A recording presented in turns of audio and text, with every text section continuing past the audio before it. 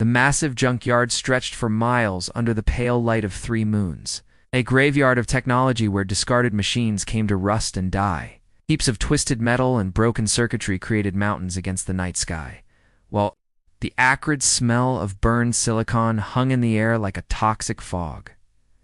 Fiona Harper adjusted her breather mask and pulled her protective goggles tighter against her face. The scanner in her hand beeped softly as she climbed over a pile of discarded servo motors. At 32, she was the best salvage engineer in the outer colonies, the reputation for finding valuable tech where others saw only trash. "Come on, give me something good tonight," she whispered to herself, her voice muffled by the mask. The previous week had been disappointing, barely enough salvage to keep her small workshop running. She needed a significant find. The scanner's beeping intensified as she approached a fresh impact crater. Something had been dumped here recently, the surrounding debris still settling. Fiona's pulse quickened. Fresh dumps often contained the most valuable tech, discarded by the wealthy core worlds without a second thought. She slid down the crater's edge, boots skidding on loose metal fragments. At the center lay a humanoid form, half buried under scrap. Not unusual, many companies dumped outdated androids rather than paying recycling fees. But this one was different. Scanner readings were off the charts. "What have we here?" Fiona murmured, kneeling beside the figure. She brushed away layers of metallic dust to reveal a face remarkably human-like, with features that appeared almost handcrafted rather than mass-produced. A young man, perhaps in his 20s by human standards, with pale synthetic skin and intricate circuit patterns visible beneath tears in his dermal layer as she examined him. A sudden flicker of blue light pulsed beneath his eyelids. Active. Power cells. This wasn't just scrap. He was still functioning. "Hey," she said softly. "Can you hear me?" The cyborg's eyes opened slowly, revealing irises of deep sapphire blue with circuitry patterns that shifted and changed as they focused on her. His lips moved, but only static emerged. "Don't try to speak yet," Fiona said, pulling tools from her belt. "Your vocal systems are damaged." She attached a small diagnostic pad to his temple.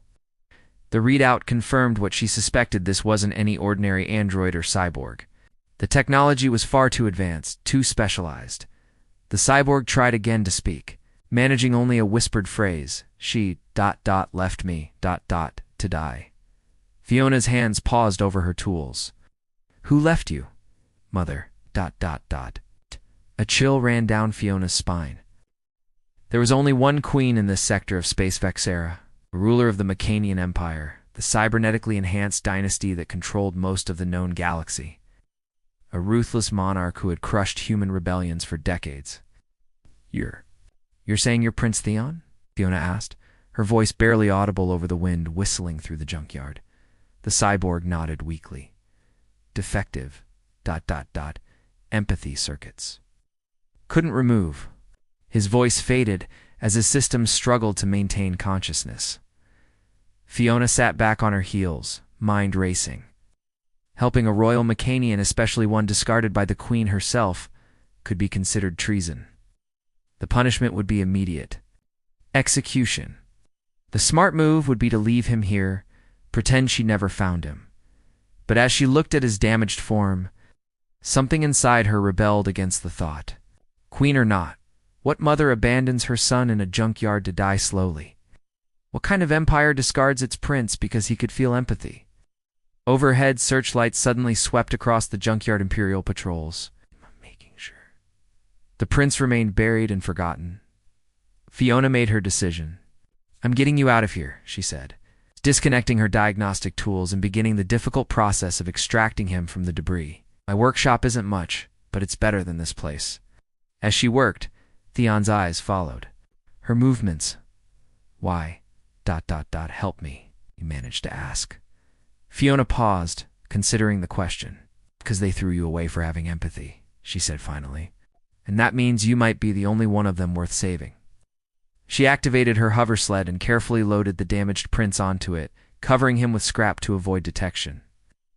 As they moved slowly through the mechanical graveyard, Fiona knew she had just changed the course of her life, perhaps the course of history. itself fall because she couldn't leave a broken soul to die alone in the dark. The workshop hummed with the soft worry of diagnostic machines. Fiona wiped sweat from her brow as she carefully soldered a damaged neural pathway in Theon's chest cavity. 3 days had passed since she'd smuggled the prince from the junkyard, and she'd barely slept, working tirelessly to stabilize his failing systems. "Your mother did quite a number on you," Fiona muttered, examining the intricate web of circuitry. "These aren't random damages from being discarded.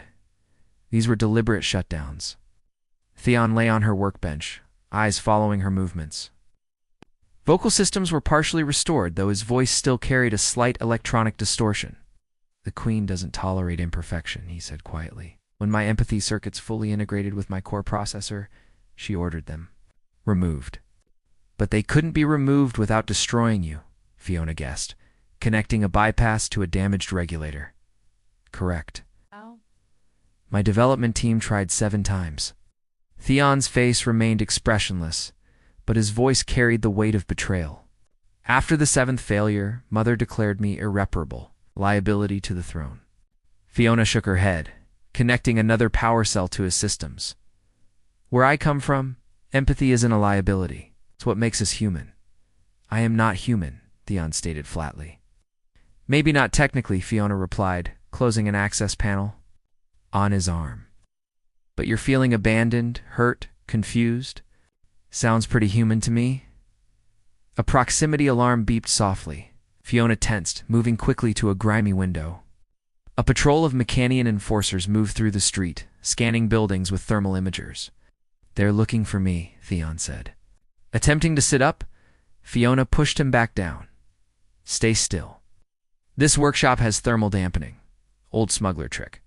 She dimmed the lights and continued working by the glow of her portable tools. "Why are they so determined to find you if you're just defective scrap?" Theon was silent for a long moment. "Because I know things. State secrets. Military plans." His voice lowered, including Operation Steel Dawn, the planned extinction of all remaining human colonies. Fiona's hands froze over his circuits. "What?" "The Queen believes humans and cyborgs cannot coexist. That empathy for your kind is weakness." His eyes met hers. "That's why my empathy circuits were deemed dangerous. I questioned the genocide." Fiona sat heavily on her stool, mind reeling. The implications were staggering: millions of lives. Her entire species, scheduled for extermination. And the only one who had objected was lying damaged on her workbench. "We need to warn them," she said finally. "The colonies are isolated. Communications are monitored." Theon's voice carried a rare note of frustration. "And I cannot interface with networks in my current state." Fiona looked at the half-repaired prince, an idea forming. "What if I could restore you completely? Not just basic functions, but everything." "Impossible. You lack the technology, maybe?" Fiona smiled grimly. "But I've spent years salvaging tech from your mother's empire. Pieces here and there, things they discarded as obsolete or broken." She gestured to shelves lined with parts. "I might have exactly what we need." For the first time, something like hope flickered in Theon's artificial eyes. "If you succeed, I would be forever in your debt." "Just help me save my people," Fiona replied, already gathering components. "That'll be payment enough." As she worked through the night, replacing damaged circuits and upgrading systems, Theon watched her with growing curiosity. "Why do you persist?" he asked. "Your species is considered primitive by Mechanian standards." Fiona laughed without looking up from her work. "Primitive enough to repair the crown prince your advanced civilization threw away." "A valid observation," Theon conceded. After a pause, he added, "Your hands are gentle." Fiona glanced up, surprised. "By the comment, does that matter?"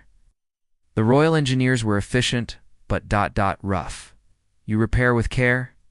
Theon seemed to be processing a new concept. "As if I were worth preserving, not merely fixing." "Everyone deserves care, Theon." Fiona connected a final wire and closed the access panel on his chest. Even cyborg princes with inconvenient empathy circuits. She activated the power sequence, and Theon's body illuminated from within. Circuit patterns glowing beneath his synthetic skin. His back arched as systems came online, eyes wide as new sensations flooded his processors. When the startup sequence completed, he sat up slowly, examining his restored body with wonder. "You've done more than repair me," he said, voice clear and strong. "These upgrades, they're beyond Imperial specifications." Fiona grinned, exhausted but triumphant. "I figured while I was in there, might as well make improvements. You're faster. Now, stronger. And those empathy circuits your mother hated so much. I've integrated them fully with your cognitive systems."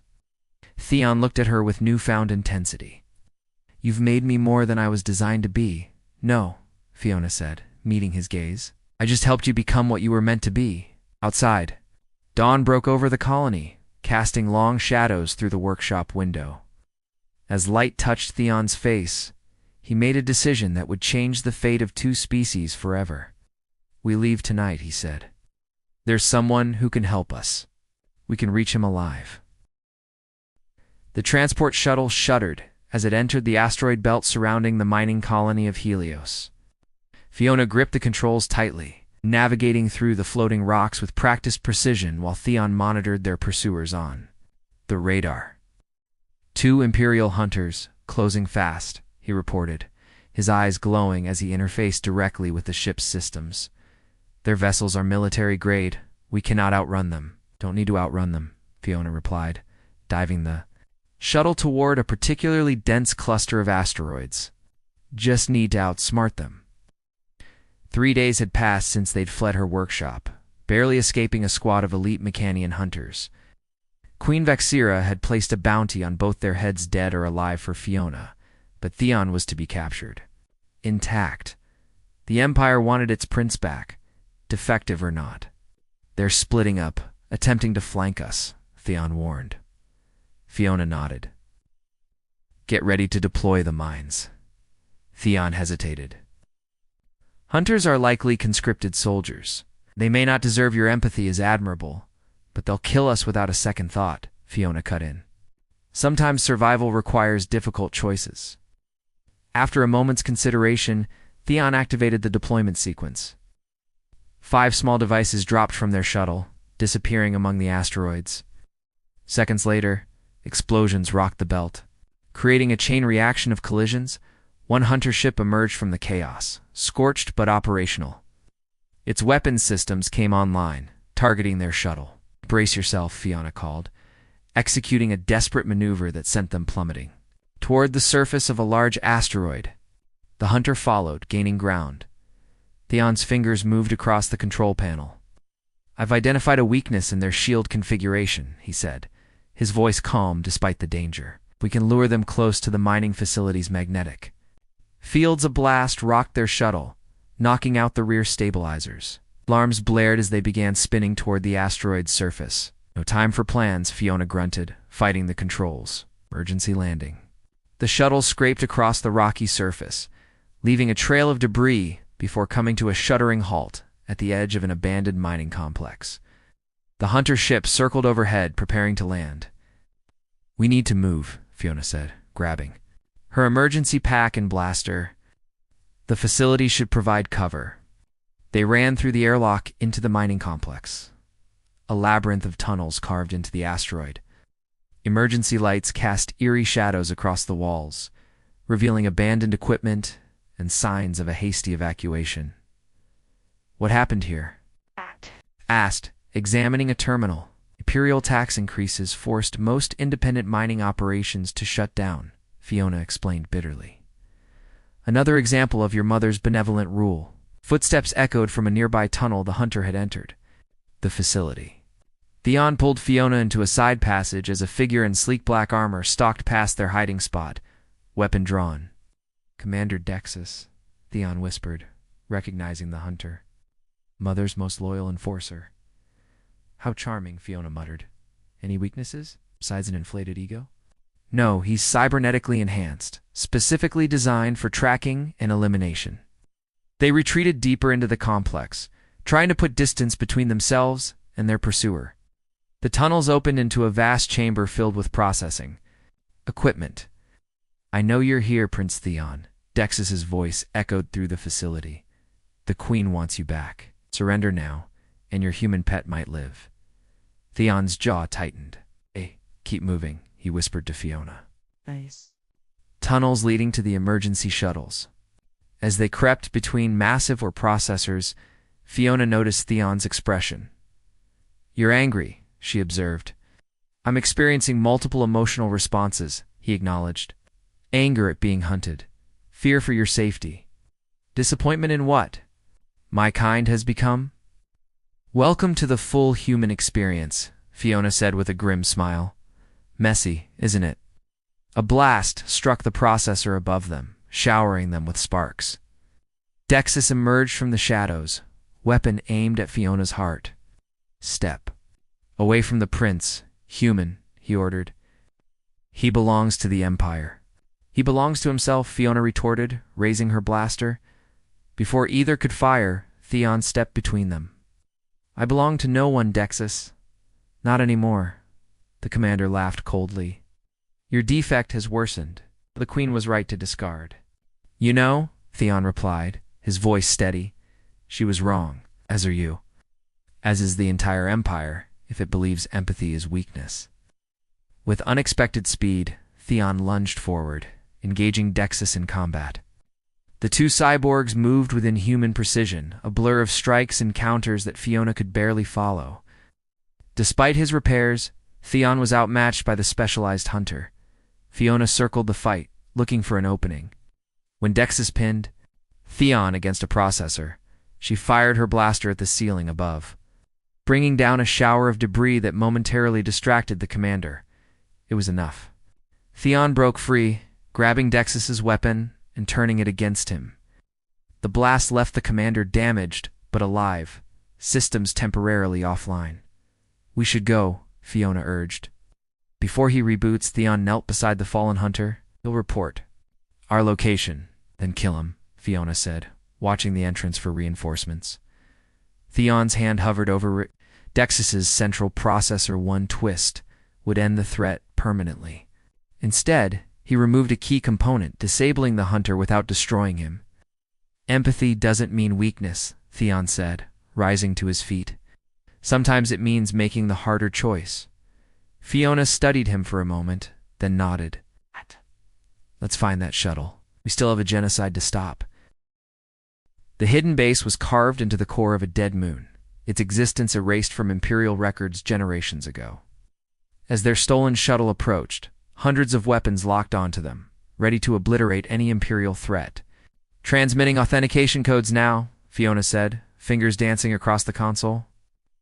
Let's hope your contact wasn't compromised. The weapons remained targeted as an authoritative voice came through the comms. Unidentified shuttle, state, your business or be destroyed. Theon leaned forward. This is Prince Theon of the Makanan Empire, seeking asylum and alliance with Professor Janus. A long silence followed before the voice returned, suspicious but curious. The prince is dead. Officially executed for treason. My mother has always preferred convenient lies, Theon replied. Scan my energy signature if you doubt my identity. Minutes later, their shuttle was guided into a vast hangar filled with an astonishing sight: humans and cyborgs working side by side.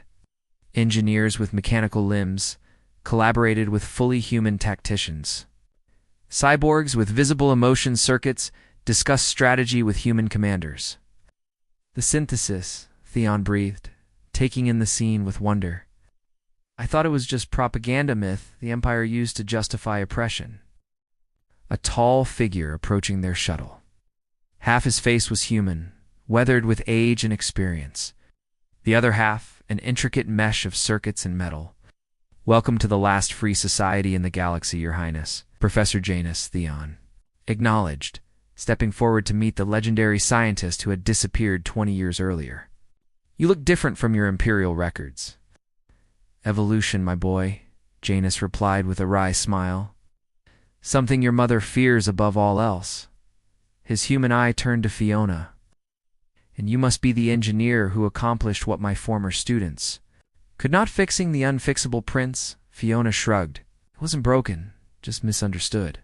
They were escorted through the base to a command center, where dozens of holographic displays showed Imperial movements across the galaxy. One large screen displayed a countdown 63 days remaining. "Operation Steel Dawn," Theon said, pointing to the countdown. "You know, we intercepted fragments of the plan," Janus confirmed grimly, "but not enough to mount an effective defense. The human colonies are scattered, vulnerable."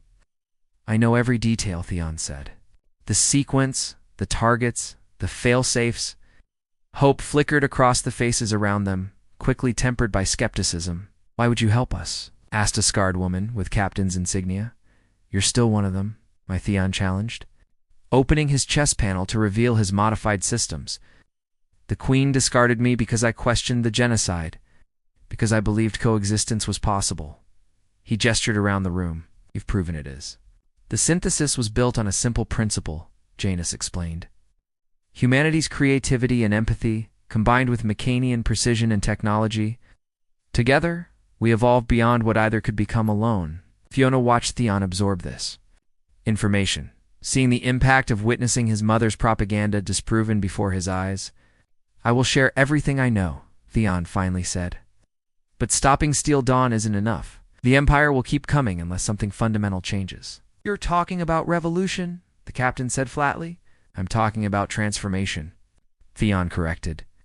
"The Empire fears what it doesn't understand, this integration of human and machine. But if they could see it working, they'd still try to destroy it," Fiona interjected. "Your mother would never accept this." Theon turned to her, his expression resolute. "Then perhaps the Empire needs a new leader." The room fell silent as the implications settled over them. Janus studied Theon carefully. "You're proposing a coup," the professor said, "against your own mother." "I'm proposing a chance for both our kinds to survive," Theon replied. "The throne is my birthright, but I would rule differently, with understanding rather than fear." Debates erupted across the command center. Some argued for immediate action, others for caution.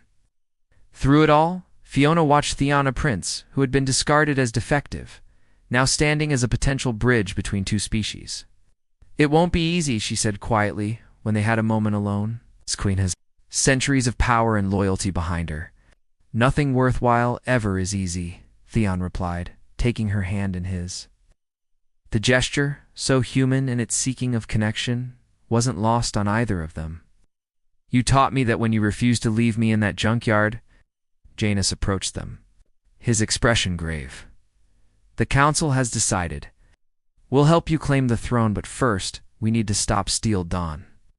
He activated a hologram showing a massive space station. "This is the command center where the genocide will be coordinated. We need to infiltrate it."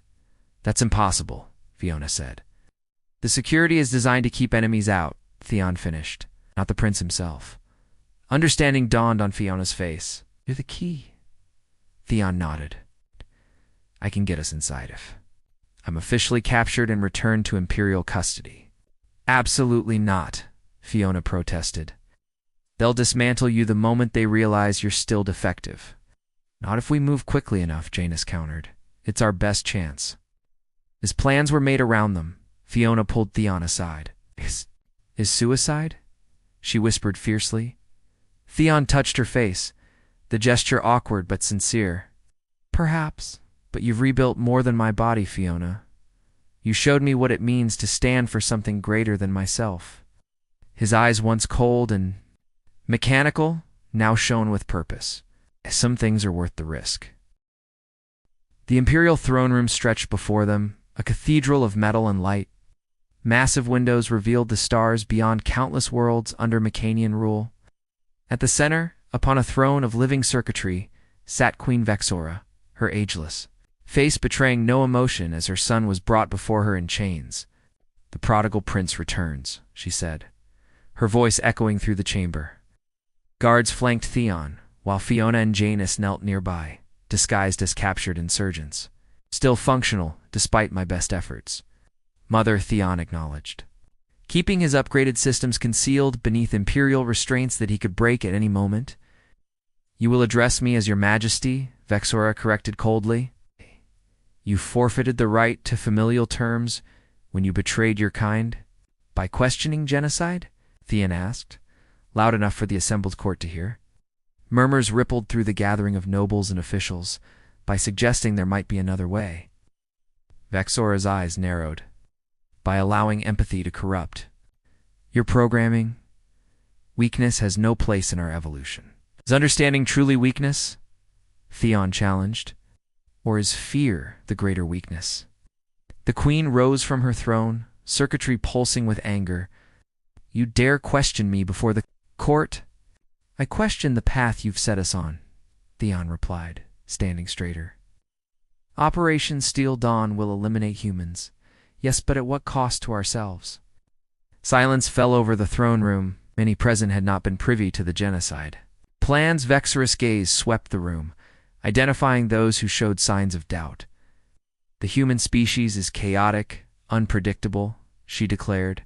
They contaminate the order we have built. They complement what we lack, Theon countered. Their creativity, their intuition, their capacity for growth, these are strengths we have engineered out of ourselves in our quest for perfection. The queen descended the steps toward her son. You speak of strengths? Look at what your precious humans have done to our empire. Rebellions, sabotage, disorder. Because you've given them no choice but resistance, Theon said. But I've seen another possibility. The sharp movement, Theon broke his restraints. Before the guards could react, Professor Janus activated a device that temporarily disabled their weapons. Fiona sprang to her feet, removing her disguise to reveal the interface device hidden beneath. Now, Theon, she called. Theon placed his hand on a control panel, interfacing directly with the palace systems. Throughout the throne room, holographic displays activated, showing images from the synthesis-based humans and cyborgs living and working together, evolving technologies that surpassed pure Mechanian design, creating art that merged precision with passion. This is our future, Theon declared as the court watched in stunned silence. Not extinction, but integration. Conquest, but cooperation. Treason, Vexora hissed, lunging toward her son with inhuman speed. Her hand transformed into a blade aimed at his central processor. Theon caught her wrist inches from his chest. For the first time, mother and son stood eye to eye, equally matched. I don't want to fight you, Theon said quietly. Another weakness. Vexora sneered, attacking again with her free hand. They fought across the throne room, a blur of advanced technology and combat protocols. But where Vexora was cold calculation, Theon fought with something more than unpredictability and adaptability Fiona had helped him embrace. The queen drove Theon back toward the throne, confident in her superior design. You cannot win, she stated. You were built to be subservient. I was rebuilt to be more, Theon replied. Executing a move no Mechanian would anticipate, a human feint Fiona had taught him. The unexpected tactic created an opening.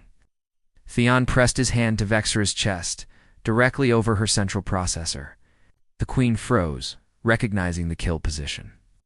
The throne room held its breath. Fiona watched, hand pressed to her mouth, as Theon made his choice. Instead of deactivating his mother, Theon sent a data pulse through his palm, sharing every experience, every emotion, every realization he had gained since Fiona found him in that junkyard. The queen's eyes widened as empathy circuits, dormant since her own creation, reactivated against her will. What have you done? She gasped, staggering back. Given you what you denied me, Theon said gently. Understanding. Vexora clutched her chest, overwhelmed by sensations long suppressed. Centuries of decisions viewed through a new lens of comprehension, and compassion crashed through her consciousness. The throne is yours, she whispered, falling to her knees. I cannot continue. Theon turned to the assembled court. I do not take the throne by force, but by necessity. Operation Steel Dawn is hereby cancelled. A new era begins today. In the days that followed, the news spread across the galaxy. The cyborg prince, who had been discarded for his empathy, now sat upon the imperial throne, with a human engineer at his side, as advisor and ambassador. The synthesis emerged from hiding, offering their integrated technologies to both worlds. Resistance gave way to cautious cooperation, then to genuine alliance. It wasn't easy. Centuries of distrust couldn't be erased overnight. But with each passing cycle, More humans and cyborgs chose integration over isolation. In the royal chambers, away from public view, Fiona found Theon standing by the window. Watching ships from both worlds dock at the Imperial station, having regrets, she asked, joining him. Adjustments, he corrected. I was built to rule, but not like this, not with ... feeling. Fiona smiled. That's what makes you the right ruler for this moment. You understand both worlds because you've lived in both. Theon turned to her, taking her hand in his. I would not be here without you. The engineer who saw value in discarded parts. We rebuilt each other, Fiona replied. That's what humans and cyborgs do best together, create something greater than either could alone. Outside, the stars stretched infinitely before them. It's no longer divided between human and machine territories, but united under a vision of shared evolution. The cyborg who had been left to die, and the human who refused to let him, had changed. The course of history, not through war or domination, but through the simple, revolutionary power of empathy. The universe, like Theon himself, had been salvaged from the brink of destruction and rebuilt into something new, something better. Something that could grow beyond its original design, something with a soul.